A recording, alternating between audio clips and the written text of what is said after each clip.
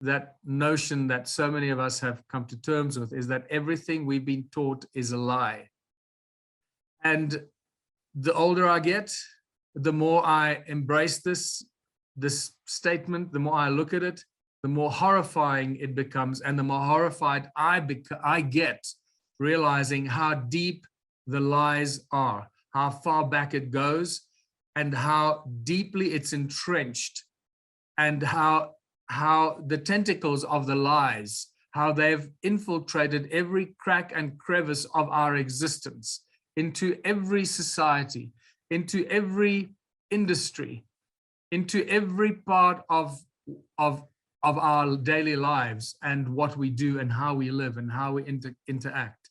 It is truly spectacular. And you realize that this is not something that could have happened overnight. This is something that must have happened over a very, very long time. In fact, let me bring this example up. When I was up against the banks, when I was doing my campaign in South Africa from 2010 to 2013, for 4 years, when I was doing my campaign against the banks, taking the banks and the South African Reserve Bank to the Constitutional Court and to the Supreme Court for crimes against humanity, and operating, basically breaking the law on so many different areas. I was in the highest courts in Johannesburg and then in the Constitutional Court as well.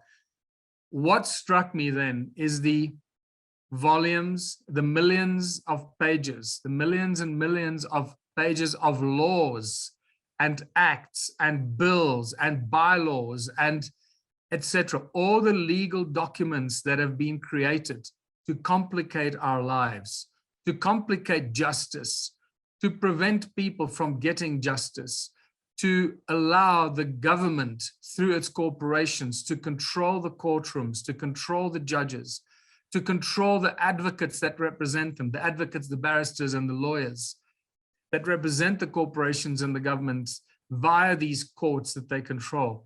And you realize the volumes, the book after book after book of statute books and laws. It is quite spectacular.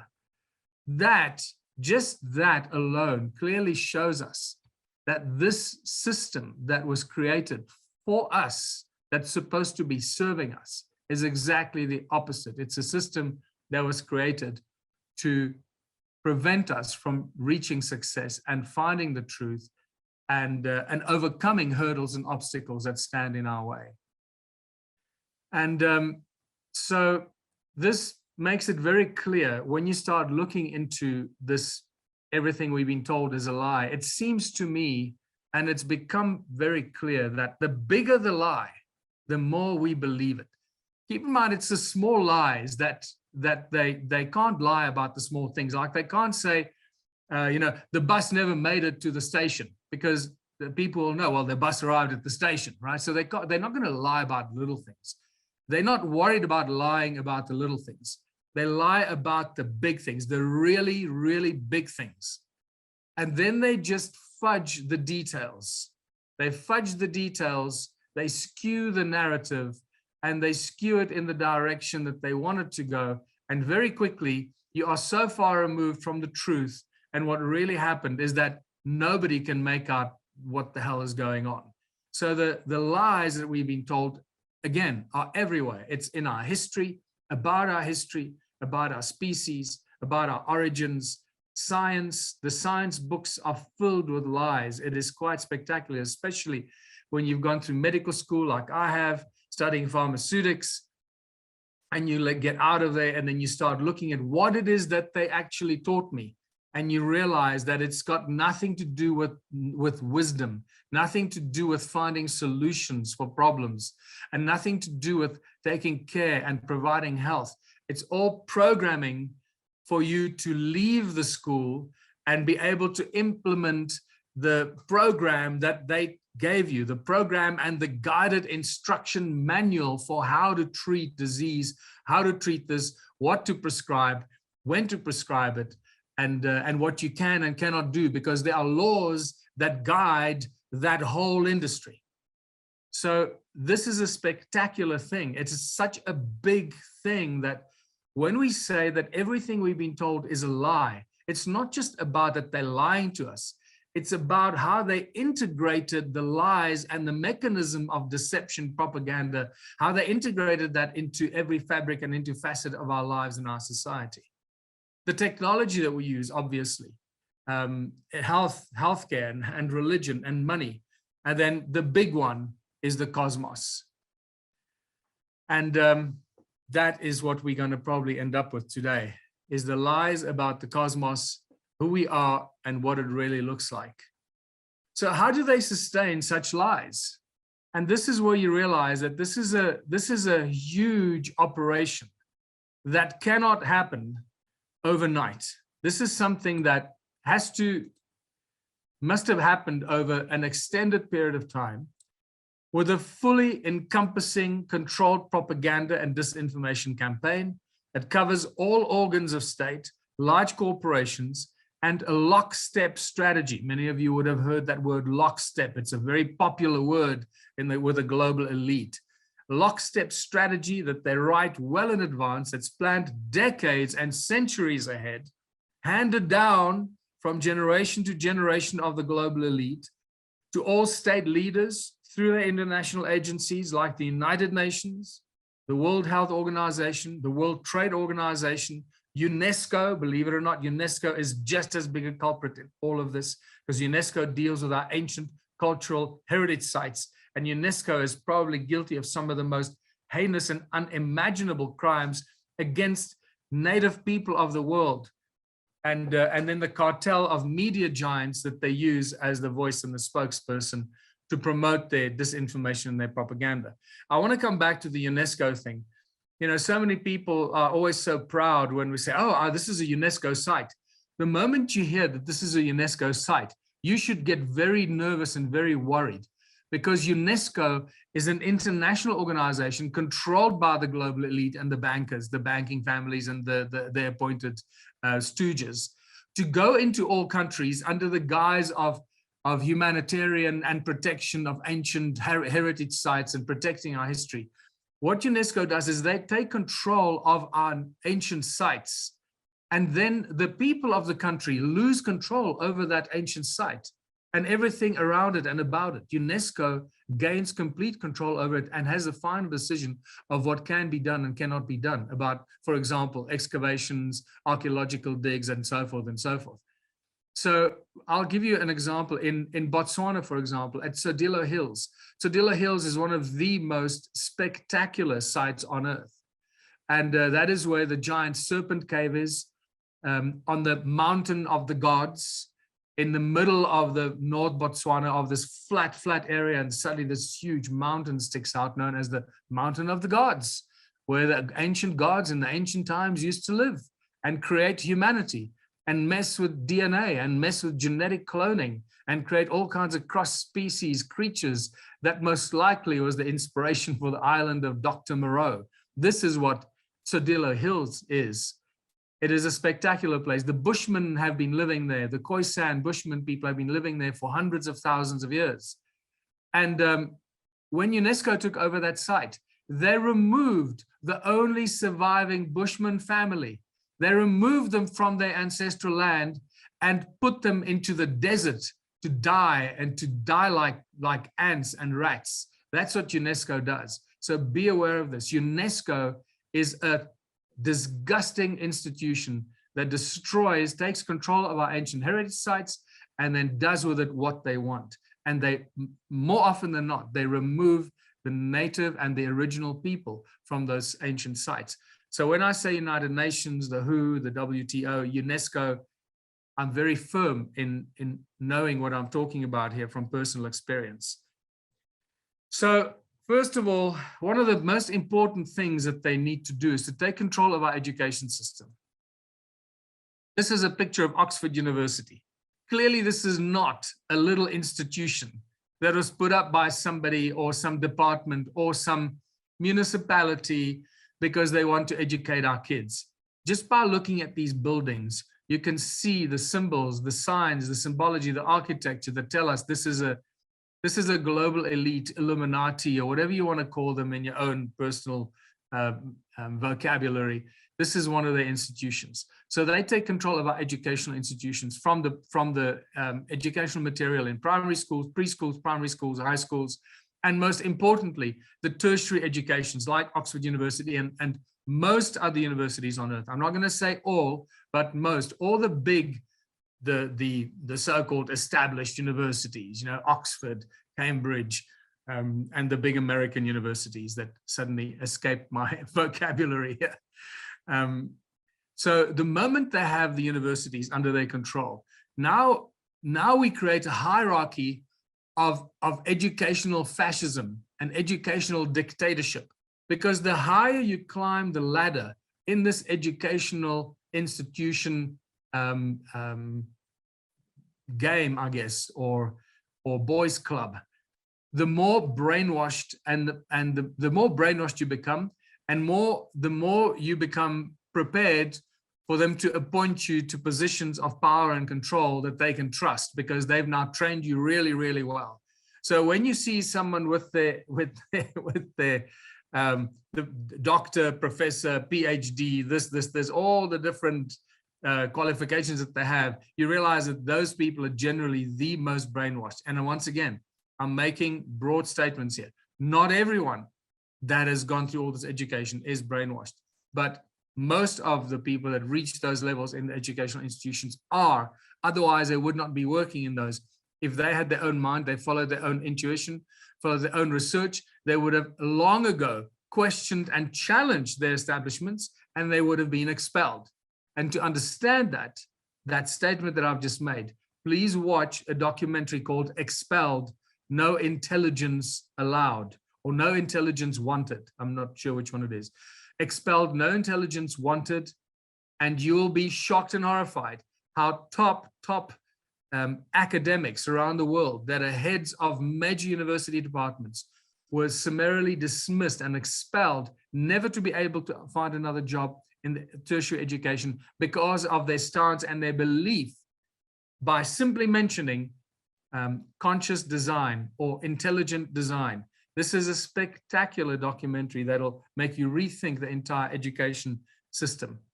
I know, for example, a good friend of mine, Professor Peter Wagner, here in Port Elizabeth in South Africa.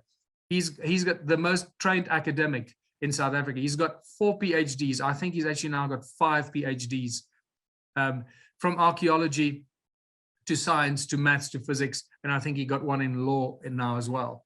So he is one of the guys that clearly is out of the box.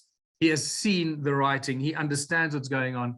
And yet he's an academic. So not all academics are brainwashed and are lost, but majority of them unfortunately are.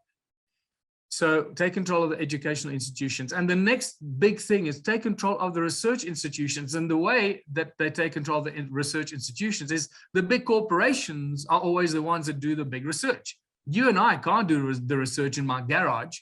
I know how difficult it is to do research. In the research that I'm trying to do in the ancient ruins of Southern Africa, in the many samples that I've taken, in the many fossils and rocks that I've collected, just to get scans done of these rocks, to get x-rays done, and high photon emission x-rays, proton emission x-rays that really penetrate deep into these fossils to show you exactly the internal structure. I can't afford that.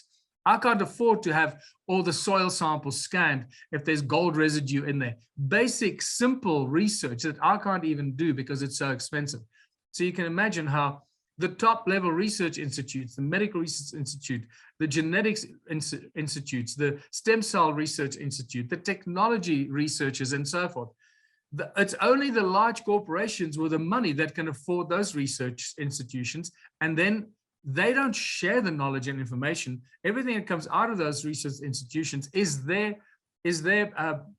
privilege, is their intellectual property. They only share what they want to and put out what they want to and keep the rest so they can control humanity and regain control over their area, their industry, and the products that they manufacture and design and distribute to the poor people and the unknowing schmucks out there who got no idea how much technology, knowledge, information, healthcare has been withheld from us. And it's these same research institutions that provide the research knowledge and information that gets put into the textbooks from pre-primary schools, whether it's history, whether it's literacy, whether it's language, or they plan the programming and the very early level propaganda and programming and mind control with how they now structure the content of our very early learning books and textbooks to the more advanced textbooks in medicine and science and engineering and technology and physics and science and so forth. So now you know the information in our textbooks only comes from the very large corporations that can afford these research institutions and the labs and the research labs. So by controlling the labs, controlling the educational institutions, you pretty much control the flow of knowledge and what goes in and what gets taught at schools and what does not get taught at schools. And you know by now that any teacher that strays, or lecturer at university that strays away from the textbook, teaching what's in the textbook, gets fired, loses their job. And you realize it's a draconian system that has been imposed on us. It's nothing to do with education and learning. It's all programming us and preparing us to be very obedient future labor force. That's ultimately what it comes down to. Take control of our educational material, as I mentioned, the textbooks, and starting very, very early. So all the information comes from these very big corporations with their big money, and the research and literature and everything that is very carefully controlled goes into the textbooks, into our education systems.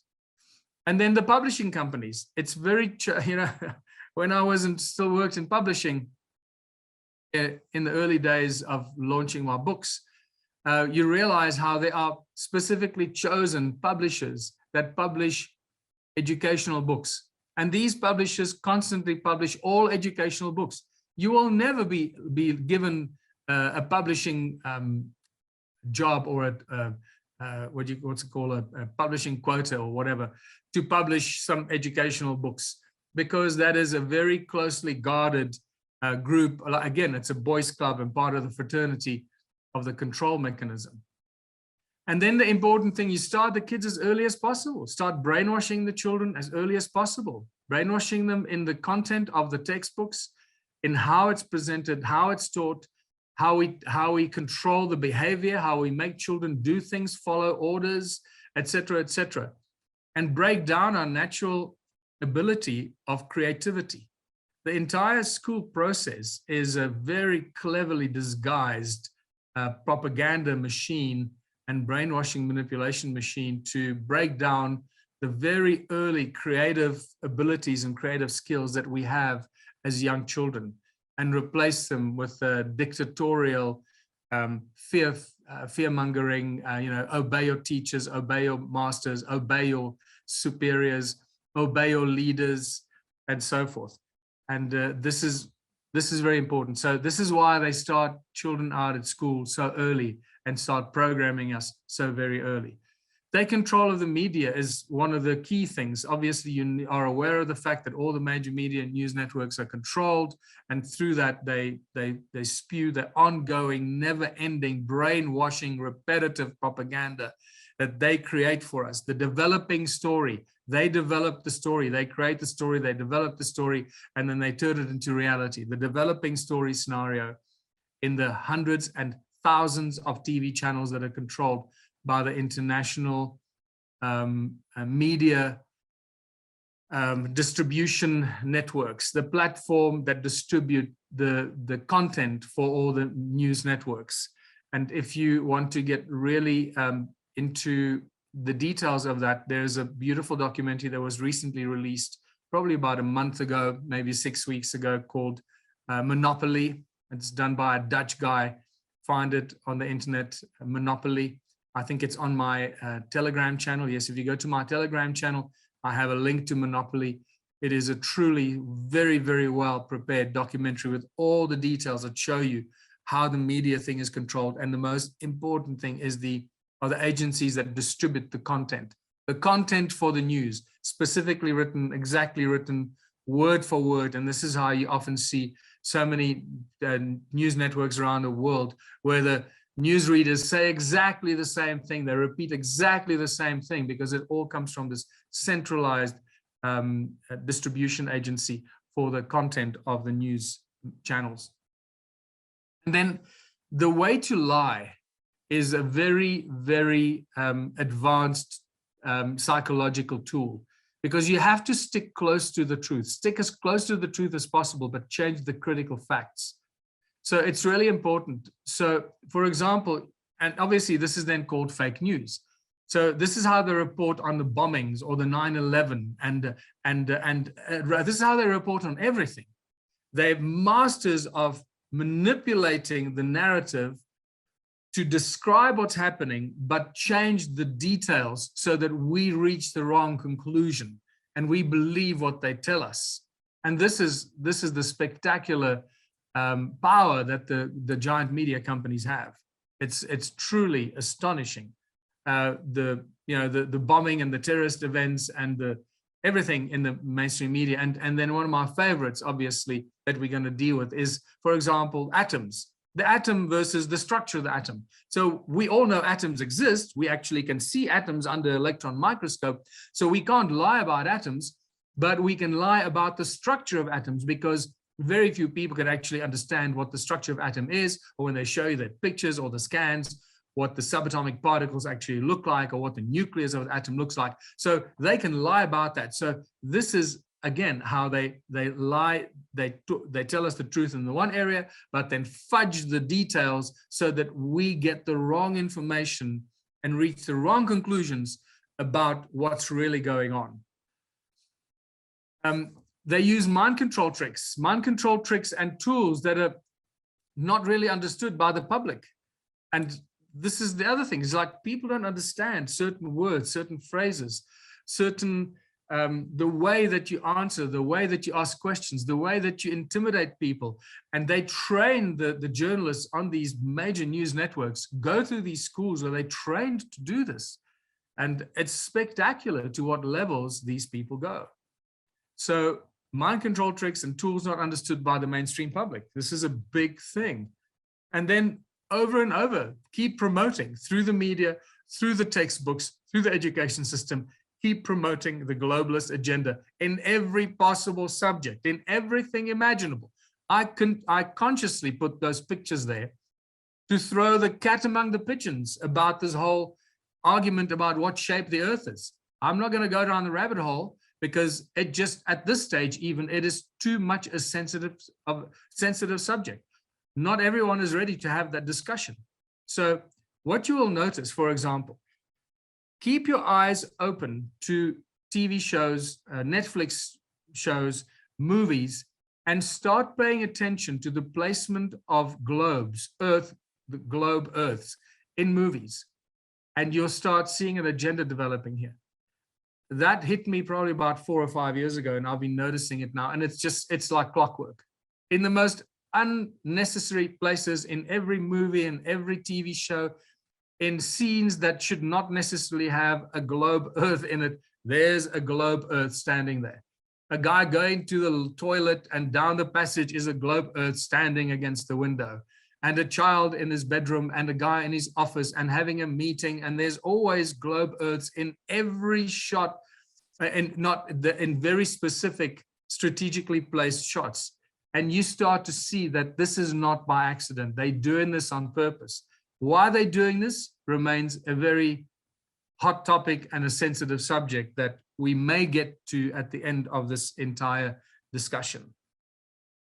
So promote the globalist agenda in every subject. And the globalist agenda is not just the shape of the earth. The globalist agenda is technology, healthcare, minerals, industry, corporations, countries, borders, you name it. That's the globalist agenda. Currency, money, obviously, banking, central banking, all these things that they have absolute control over. Always make people believe that they're in control, that they know what's going on, that the rest of the people have no idea what's going on, that we just dumb stooges that have to hang on every word they tell us because they're very smart and only they know how it works. And then finally, in this process, obviously there are many other things they do. I've just really touched upon a few of the most obvious ones that you probably are aware of, but it's important before we start from the very beginning, as I said up front, before we can start from the very beginning, We had to just remind ourselves of what's going on so that when we come across something that really, really fights with our own belief system, that we are prepared to drop our guard and allow that information in. And it's because it's only then that we start to grow and start to learn new things. And I know I'm an absolute perfect example of that, where, 10 years ago, there were certain things I simply was not prepared to listen to or even enter into my psyche or my area or contemplate as a possibility. And guess what? 10 years later, that big no-no is actually firmly entrenched in my belief system in many different things that previously I could not have imagined I would believe or understand or comprehend or even promote as a possible area of knowledge or truth or wisdom. So finally, the final thing that the global elite's objective is, make life as difficult as possible for as many people as possible. And that is really, for me, that's probably the toughest and the most heartbreaking part of this whole global elite control system. And the dumbing down of the people, the disinformation, the propaganda campaign. While the people are disinformed, naive, ignorant, beautiful souls that are born and live life believing what they're told and just simply believing that the government is their friend, looking after them, the government will never do anything that will harm them. And these beautiful, naive souls, naked souls that are just so trustworthy and trusting, just go out there and they just cannot succeed in life. And life is so hard and so difficult, and they just can't understand why life should be so hard. And this is why they have to make life so difficult, because they have to keep people tied up and occupied so they don't have enough time, spare time, to go and do research, to get informed, to get educated, and to become wise, to attain wisdom and break through that global control barrier and the control system that has been imposed on us, and realize what's going on, realize who we are, where we come from, and why we're here, and what has been done to humanity. So this is what they do. And this is why so many people struggle for most of their lives. Think about the statistical probability. And this is a simple scientific physics mathematical argument. Now, if you study statistical probability, like flipping a coin, heads or tails, flipping a coin, heads or tails, ends up more or less 50-50, 49-51, 48-52, 50-50, and it varies all the time, very close to evening out. Statistical probability normally balances things out. Because in nature, keep in mind, we're going to talk about nature, the structure of nature. So the toroidal fields that manifest as a primordial shapes of everything in creation, these beautiful balanced toruses, these toroidal fields that spin this way and from this side and opposite way and this side, and where they meet, they form that beautiful accretion disk, and the accretion disk and the toroidal, this perfectly balanced toroidal field. This is a balanced organism in nature. And this is how everything should work, balanced, 50-50, the yin and the yang, and so forth. The fact that out of 8 billion people in the world, 7 billion people wake up every day and they go to work and they work hard and they do something. They dig trenches, they build cars, they make building materials, they make beds, they do washing, they look after children, we grow food, we bake food, and we do so many different things, make clothes and invent things. So every day, 7 billion people go out there and they do something in the hope that they'll better their life, to invent something, to create, invent new technology and so forth. And out of those 7 billion people, majority of the global population, very few of those people ever attain a happy life and attain happiness, prosperity, and abundance. Most of the people alive today die in poverty, misery, unhappy, disgruntled, confused, and wondering what the hell happened. Why did they have to go through this life and this torture and this misery? And it's this complete imbalance that clearly shows us that this is not part of a natural, balanced, organic, statistical probability outcome. The fact that so few people succeed in attaining their dreams or being able to create this or create that, our natural skills and abilities, clearly shows us that there is a program, some sort of a program that controls all of the goings on in the world that prevent people from ever achieving their dreams, making life as difficult as possible for as many of us as possible. And that brings us to, oh, not yet. And then obviously we need to continue these lies and propaganda and control, not just for a decade or 10 decades or 200 years. We need to continue this for thousands of years, actually. And this is where it becomes really, really mind-blowingly interesting to contemplate the idea that this lie and this control mechanism has been going on for thousands of years, not just for the last few 200 years or 250 years since the Rothschilds took control of the global financial empire or created their financial empire that run the world, but that this financial empire actually has its origins some 4,000 BC, 4,000 years BC, when the first money was introduced to humanity as a tool of control and tool of enslavement. The fact that money did not evolve out of bartering and trading that so many of us have been led to believe, which is a lie, another one of those lies. And the reason they lied to us about money, because they need to make us believe that money is necessary, that without money there would be no progress, that money is the tool for invention or the mother of invention and so forth. So we need to believe that money is necessary in our lives. So when we realize where money comes from and what it really is, that it's a tool of enslavement and we've been using it for thousands of years under control by those who control the supply of money, things change. And we realize that this control mechanism has been going on for much longer than we could possibly imagine. That's a whole nother story that we're going to probably come back to. We're going to circle back to that. So let's carry on. My favorite example of how education is used to confuse us and to control us. There are three favorite examples of mine. I call them the three holy cows of our education system. And those holy cows are the fact that humans evolved out of apes. These are the things that they teach us at school.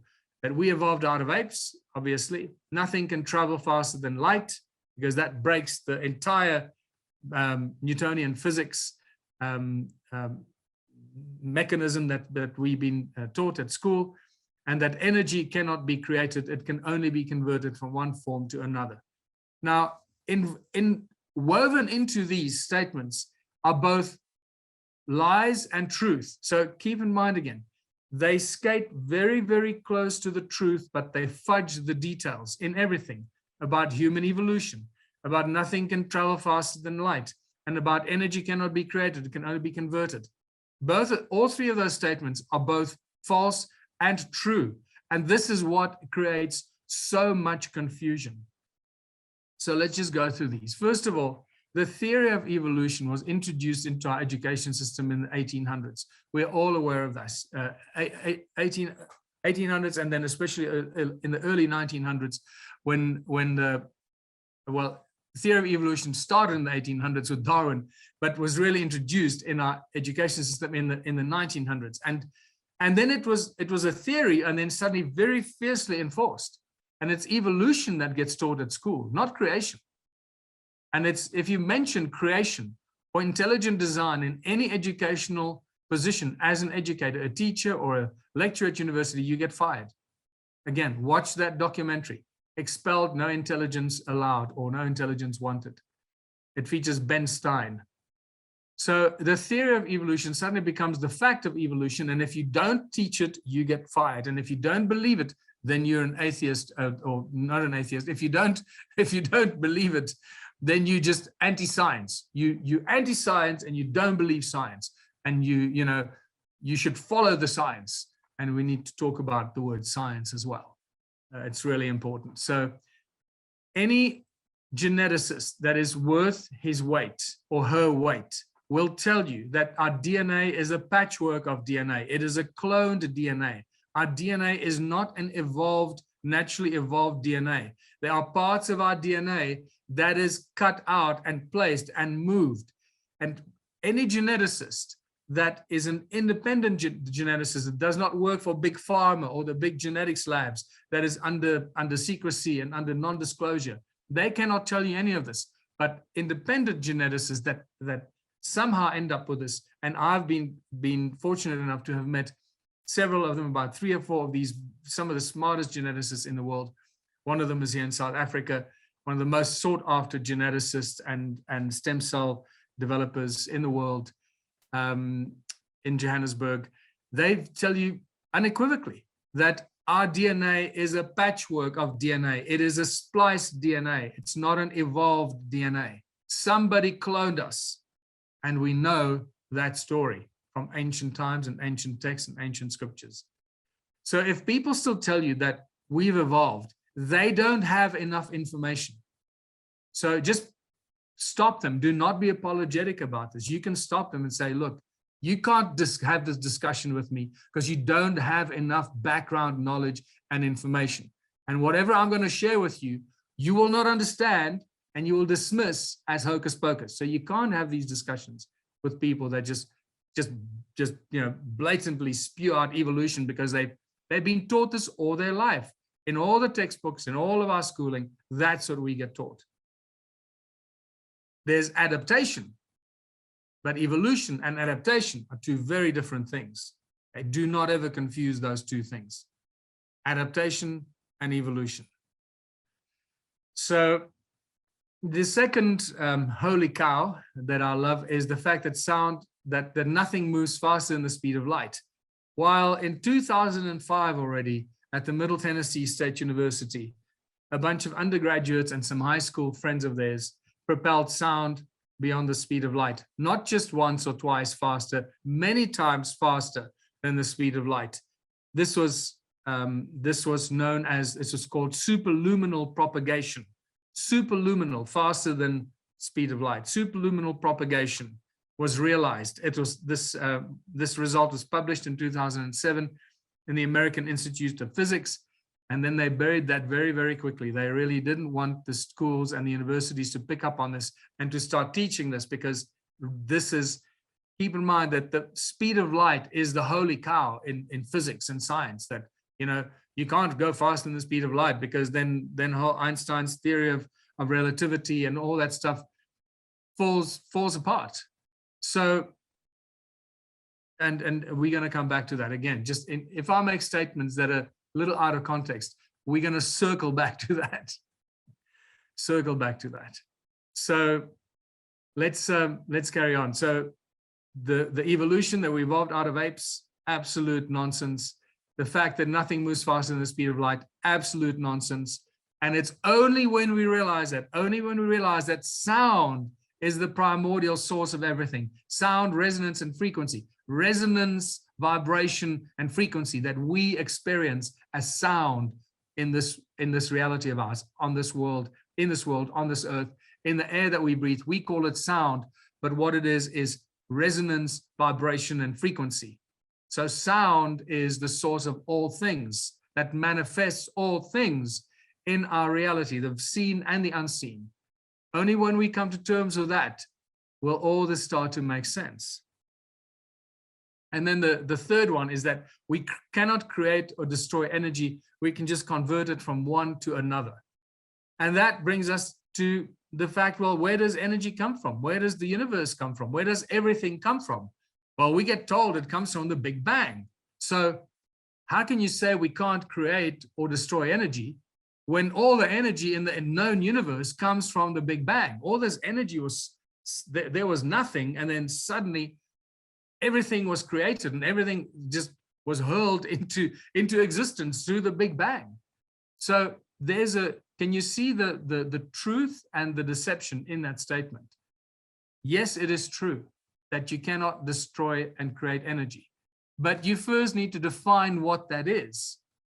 You can't then say everything comes from the Big Bang and we don't understand what the Big Bang is. So they fudge the whole thing of the Big Bang by saying it comes from the singularity, that infinitely dense, tiny little point, a subatomic particle point from which everything exploded in a moment of creativity and created the universe, and all the mass and all the matter and all the energy comes from that point of singularity. So clearly we've created energy and we've created something. So there is a disturbance of truth here that we need to recognize and realize how, once again, this is used to confuse us and to distort and fudge the detail. And that's really what brings us to starting at the beginning. So now finally, we're going to come to starting at the very beginning. And then the question is, well, the beginning of what? What are we going to start off? The beginning. Is it the origins of humankind? The beginning of life? Creation of our solar system? The creation of the universe? Let's go to the beginning of everything, because that's where the journey becomes really, really interesting. And we've just had a little teaser with the Big Bang and the singularity. So let's start there. Let's start with the Big Bang, because right now, the Big Bang is the theory they teach at school at how the universe came to be.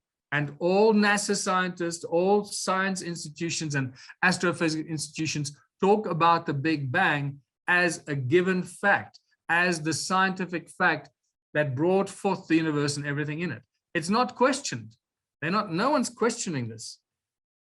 And they talk about 14 billion years ago, that there was nothing and nowhere. And this is the definition of the Big Bang, by the way, from space.com. So nearly 14 billion years ago, there was nothing and nowhere. Then, due to a random fluctuation in a completely empty void, a universe exploded into existence. Something the size of a subatomic particle inflated to unimaginably huge size in a fraction of a second, driven apart by negative pressure vacuum energy. Scientists call this theory for the origins of life and origins of the universe the Big Bang. Now, if ever there was something that sounds like science fiction, this sounds something like the greatest science fiction movie ever written. And this remains the mainstream science world's description of the creation of our universe. Just stop and think about this for a second, people. So next time somebody tells you, follow the science, you tell them to shut the hell up. They have no idea what they're talking about, no idea what science is. They don't even know where the word science comes from, what it means, and what a true scientist really is, and who should be called a scientist and who should never be called a scientist, because this kind of statement sounds and reads like the greatest science fiction story ever written. And this is what we teach our kids, and this is what all our astrophysicists and scientists hold on to. And yet, in this fictional story lies an incredible amount of truth. Once again, they fudge the detail. They tell you what happened, but they fudge the detail because they don't want you to know the truth. And the moment you're confused about it, it often takes a lot more time to get unconfused than if you knew less or more. So it's better to confuse people than rather not tell them something or tell them everything. So confusion is good for those who want to keep us uninformed. So the Big Bang, the question is, well, what happened next? What happened when the Big Bang happened? How did everything come into existence? Well, the spectacular thing, and this is where the science fiction fairy tale of mainstream astrophysics, astrophysicists and cosmologists continues, this fantastic science fiction story. It is an accident. It is not by design or consciousness. It is purely an accident. So the void was filled with an infinite number of subatomic particles, infinitely small subatomic particles that vibrated and bumped into each other randomly.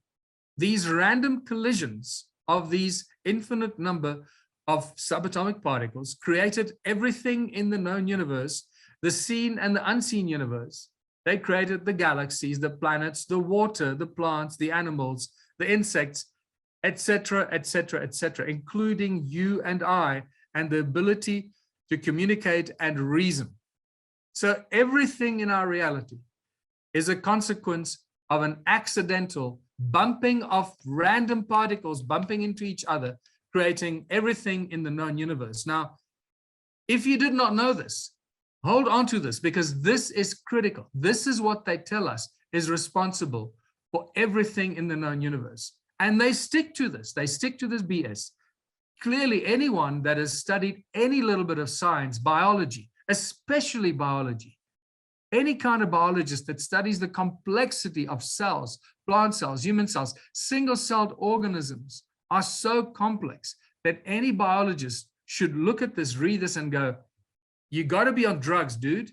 Anyone that can make this kind of statement is clearly deluded, has got no idea what's going on, and is promoting science fiction as science. So huge, huge problem that we faced with here. The entire universe was created by random particles bumping into each other by accident.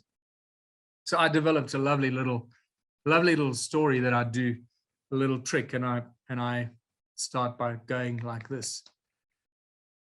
And then eventually people say, what are you doing? I say, I'm making a rabbit. What? Yeah, I'm making a rabbit. You know, did you know that the entire universe and everything in creation started with random particles bumping into each other? Subatomic random particles, and eventually created everything: planets, galaxies, animals, insects, and everything else, including rabbits. So by me bumping these particles, not randomly, but consciously, I'm not just bumping particles against each other, I'm bumping conscious cells, subatomic particles, atoms, molecules, molecular structure, cellular structure, and cells that already are made up. So I've jump-started and leapfrogged the creation process by billions of years, and I'm way ahead of the process. So if I just carry on this bumping of particles against each other for another 100 trillion times, a rabbit will appear. A rabbit will magically appear out of this bump. You realize how insane that is. Obviously, if you believe that, then this will create a rhino, this will create an elephant, this will create an octopus, and you can come up with an infinite number of bumping of particles against each other and what kind of creature or galaxy you want to create for yourself by bumping particles into each other. So let's carry on, because that is, I find that it's almost stand-up comedy, not almost, this is stand-up comedy material.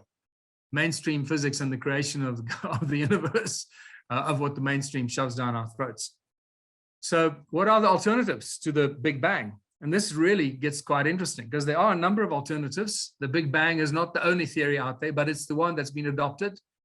So the alternatives to the Big Bang are the steady state theory, the bouncing cosmology, the internal inflation, the cyclic or cyclic model, the black hole theory, the simulation theory, and then the very popular one, that very crazy one, the string theory. Now, many people have heard about the string theory, and because the string theory is just such hocus pocus garbage nonsense, it is absolutely unbelievable, the insanity that the guys that came up with a string theory. It's like they're running in exactly the opposite direction of where they should be going with conscious thought. So many people, you know, I remember the time where you'd go to parties and so on, and somebody say, hey, have you heard about the string theory? What do you think about the string theory? And people said, because they, first of all, they think they're going to come across as smart and informed and educated. They know about the string theory. They've got no idea what it is. And they're hoping that you're going to say something intelligent about the string theory that they've not heard yet, that'll help them to understand what the hell it is and what the hell it really means. Because it's such a convoluted bunch of garbage that only the guys that came up with it can actually try and explain it. And I've studied it, I've looked at it in great detail, and my God, it is spectacular. Again, there are some elements of it that hold the truth, that suddenly out of the blue say, this is what happens. Vibration and resonance. Yes, vibration and resonance. But then those are the fundamentals of creation. But then after that, the details of get fudged and everything just gets lost in complete nonsensical garbage. So the string theory, we're going to deal with first. First of all, the string theory is not a theory of creation. Okay, so if somebody talks to you about the string theory, it's not a theory of creation. It is theory of particle physics and subatomic particles. So the string theory particles are replaced by one-dimensional objects called strings. And the string theory describes how these little tiny little strings propagate through space and interact with each other. From a distance, these strings look just like an ordinary particle, but when you get close, you realize it's not a particle, it's a string. You see what they do there? They actually bring together the particle wave theory. So it's an attempt to bring together the double slit experiment where suddenly particles become waves, and it just completely destroys the nature of reality or understanding what's really going on here. So the string theory is an attempt to bring together the particle and the wave into one theory, and it fails dramatically. So it's and it looks like a string, and it doesn't look like a string. It looks like an ordinary particle from a distance with its mass and charge and other properties determined by the vibrational state of the string. One of the many vibrational states of the string corresponds to the graviton. And the moment you read that, you know these guys are fishing. Okay, the moment they start talking about gravitons, means they either know what's going on and they are deluding us by talking about gravitons, because we'll talk about gravity and what gravity really is, and quantum mechanical particle that carries gravitational forces. Now they're telling us that particles carry gravitational forces. And once again, there's truth and there's deception in that statement. This is truly spectacular, because once we know what particles are, once we know that particles are tiny toroidal fields, we understand why they have gravity and why the gravity is created. But if you think a particle is a little piece of dust, or think of it as a little grain of sand, if you think of it like that, then you can never explain why a particle will carry gravitational forces, because that is nonsensical. So this is, again, all these things are so beautifully messed up and muddied. The water is so muddied by these astrophysicists and the scientists that work on it, that to any normal human being that is new to this, it gets so crazy and complicated, they can never make heads or tails out of it. So I'm doing my best to discern and separate the bullshit from the truth, and the BS from the real science and the real research from the pseudoscience and the science fiction. And it's those that claim to be the true scientists are the science fiction writers and the BS agents. And we need to start looking in the opposite direction always. So the string theory is a theory of quantum gravity and not the origins of the universe. Very important thing. So next time somebody says, what do you think of the string theory? You say, what about it? Think about what about the string theory. Hopefully you'll have a little bit more confidence to discuss it with them. Steady state theory states that emerging as one of the first opponents to the Big Bang theory, steady state postulates a continuous creation of matter all over the universe to explain its discernible expansion. This sort of universe would be infinite without a beginning or an end. Very interesting. Once again, there's truth and there's deception in there.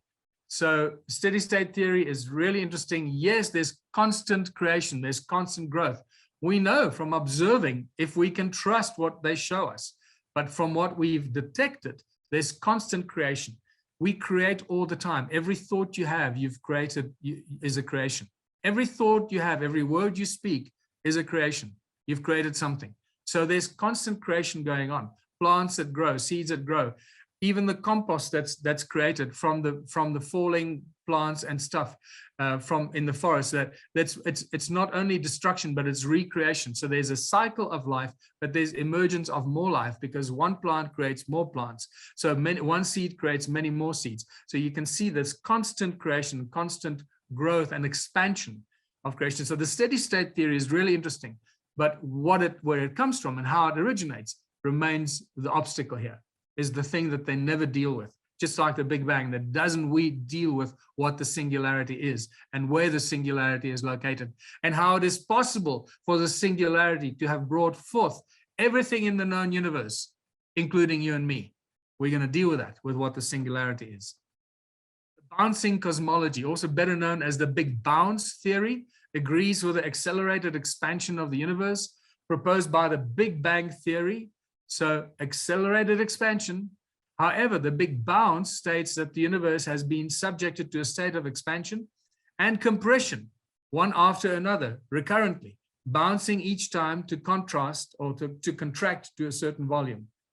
Some suggest that the universe only bounces once.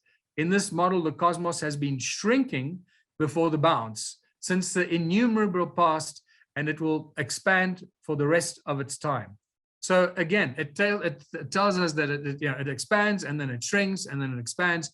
So once again, there's a lot of truth and a lot of deep information in this bouncing cosmology theory that is connected to the Big Bang and to what we know the nature of reality to be.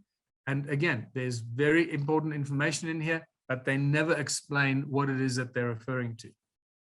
The eternal inflation theory presupposes that inflation never stops after the Big Bang, but it continued to happen for an infinite time span. Out there somewhere, even today, new universes are being created in an immense complex called the multiverse. What more, those numerous universes could have quite different physical laws from the ones we know. And that's, again, many of us are very comfortable with the fact that we're not just one verse, one universe, one verse, one united verse of a song, but there are many verses of many songs, multiverses. Important, that word song, sound, resonance, frequency, music. The creation of songs is something. Every time you create a song, you write a song, you've created something. So you've created universes and multiverses. So it's all connected, all this stuff. So this is an interesting, very interesting theory, the multiverse theory. The cyclic model, or the oscillating model, also known as the oscillating model of the universe, implicated an endless streak of big bangs, later on accompanied by the big crunch. So it's expansion, contraction. And that's really interesting. The Steiner-Turok cyclic model includes two parallel orbifold planes, also known as membranes, that collide at intervals in a higher dimensional space. In this theory, discernible four-dimensional universe rests on one of these branes. Again, can you see what's going on here? I don't know if you're following my drift, if you're following that direction that this is going in. The big expansion and the crunch. Anyway, we're going to cover this. So it breathes out and it breathes in. And at the center of this, there are two discernible orbifold planes that move against each other, called membranes. I think what they're doing here is describing a toroidal field. The black hole theory. The black hole theory, our universe comes from a black hole of another universe, and therefore we are living outside its event horizon. The event horizon is the point of a black hole at which if you cross the event horizon, then there's no amount of energy that you can escape. That black hole will suck you in. Okay, so keep in mind, black holes and toruses are the same thing. So the black holes have been created as scare tactics for people that want to learn about the cosmos and the universe and stuff. Black holes are these big scary things that have been put out there. Oh, black holes will chew you up and will kill everything. That's part of the deception. That's not really what's going on.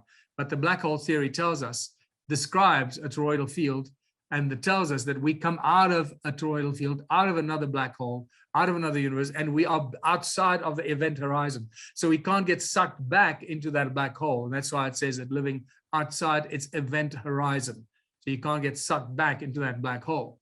So in an alternative version of the theory, the observable universe is the inside of a black hole, subsiding as one of the potentially many within a larger parent universe or multiverse.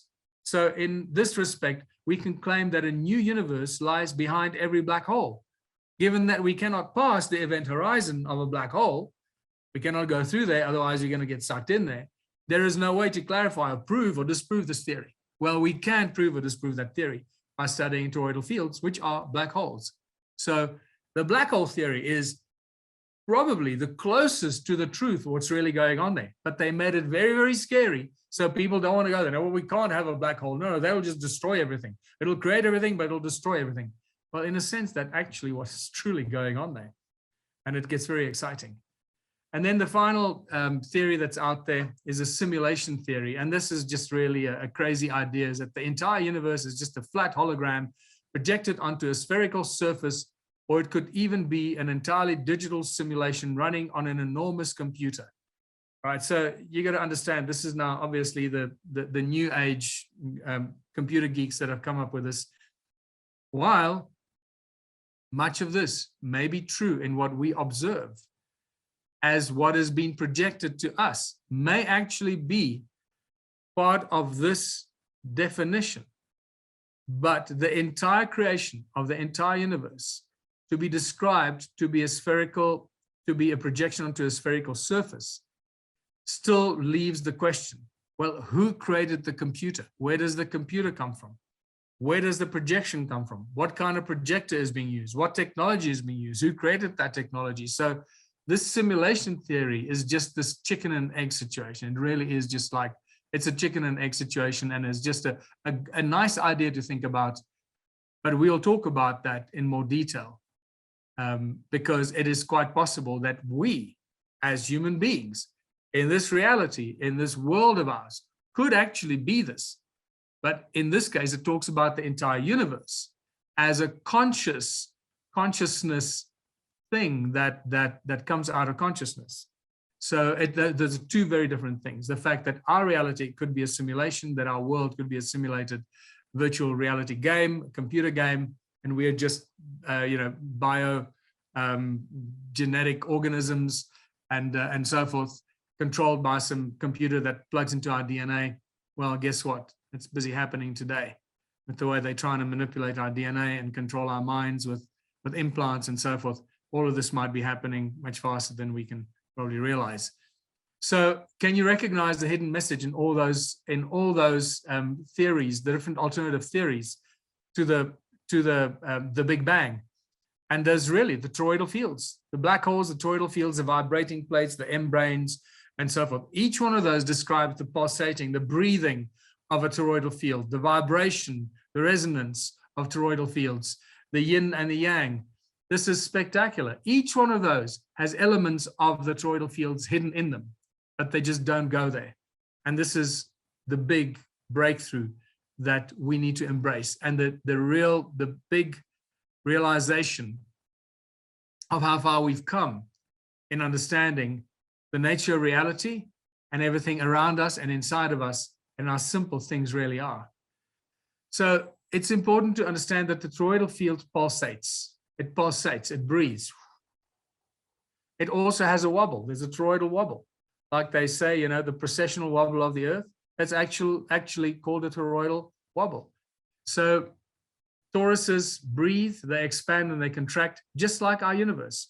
Now, this is one of the spectacular photographs and images from the background radiation, cosmic radiation images that was taken over a 6-year period. I think it was a 6-year period. The cosmic background radiation experiment that was done, that was just spectacular. And what you can see here is the beautiful toroidal shape, even in the image of the universe from this image that was created. You can see the galactic plane in there. You can see the accretion disk at the center of the torus. And here's a beautiful example. This is known as the Kolmogorov Map. Kolmogorov Map of cosmic microwave background radiation. And here you can actually beautifully see the movement, the energy movement, both in and out and around the torus, and culminating in the creation of that equatorial disk, or the universal disk, the galactic disk, the solar disk that is at the center of a torus. It's quite spectacular when you look at this. And they don't show this to us. They don't explain this. They don't teach this. Nobody has taught this at school in the way that it should be taught. And this is a dead giveaway, how far we've come and how much we know about the universe and what it really is.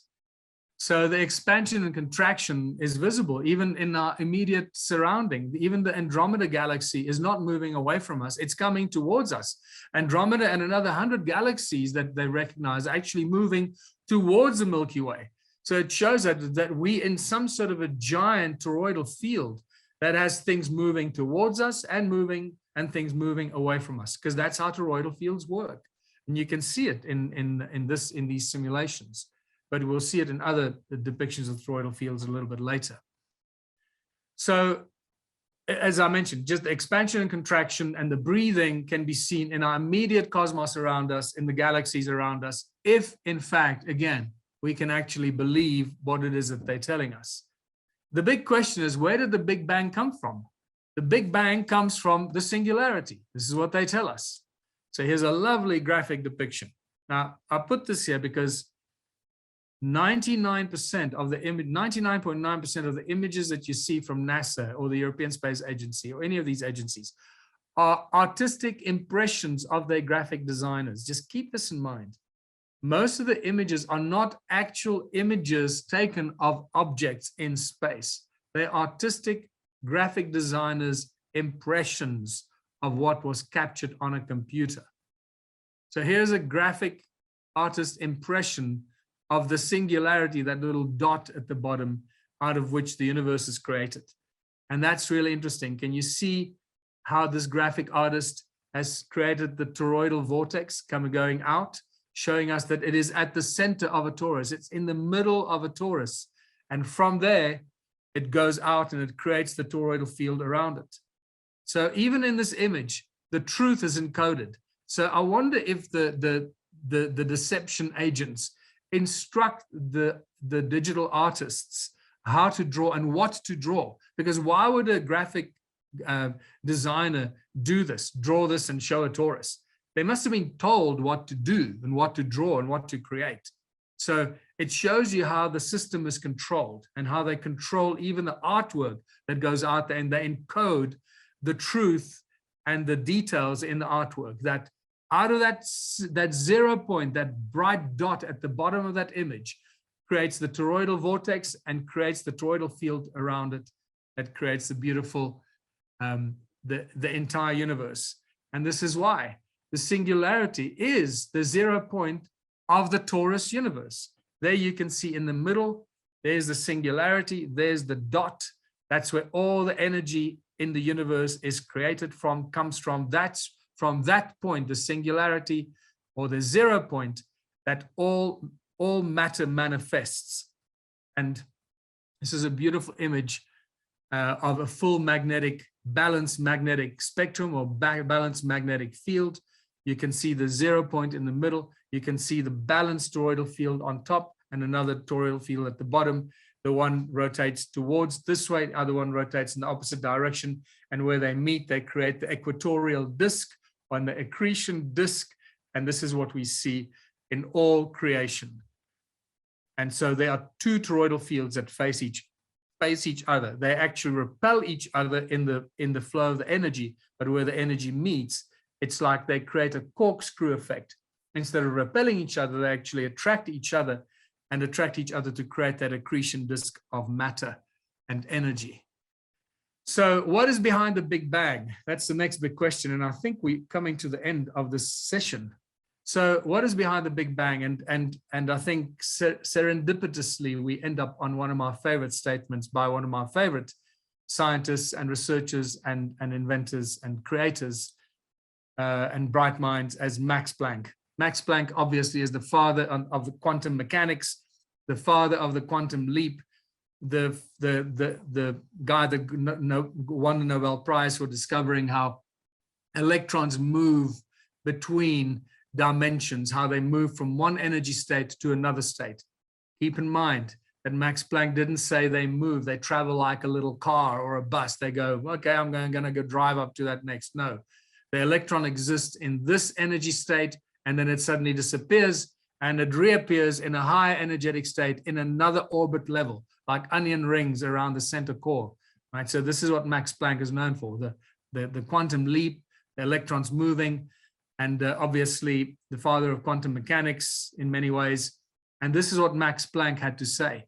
This is not one of the things that was promoted about Max Planck. Keep in mind that they promoted these scientific theories and they used what they needed to promote their agenda in the 20s and the 30s, like they did with all the other brilliant minds of those times, from Niels Bohr and Heisenberg and Einstein and everybody else. They used their minds to promote their agenda. But Max Planck made it very, very clear. And he says, I regard consciousness as fundamental. I regard matter as derivative from consciousness. We cannot get behind consciousness. Everything that we talk about, everything that we regard as existing postulates consciousness. So can you see what Max Planck is telling us here? That behind the Big Bang, behind all the matter in the universe, including you and I and our capacity to talk and to reason and to think, behind all of these things and behind the singularity is consciousness, is some being, some things, conscious intent to create something. Consciousness, that is behind everything in our creation and our reality. And we can very clearly see that in the construction of our universe, in the structure of matter, in how matter manifests, in how galaxies are manifested, how solar systems are manifested, how atoms are manifested. And we're going to go into that in the next session, how atoms, electrons, and all subatomic particles are not what we've been told. Are all those particles also these beautiful tiny toroidal fields that manifest energy, and there is an infinite number of these subatomic particles. They're not just leptons and bosons and muons and gluons and all the other nonsensical particles that they keep coming up with, because they have to constantly fill this ever-growing void of infinity, and they have to keep making up new particles to solve new problems, instead of just sharing the truth with everybody so that we really come to embrace the true nature of our realities.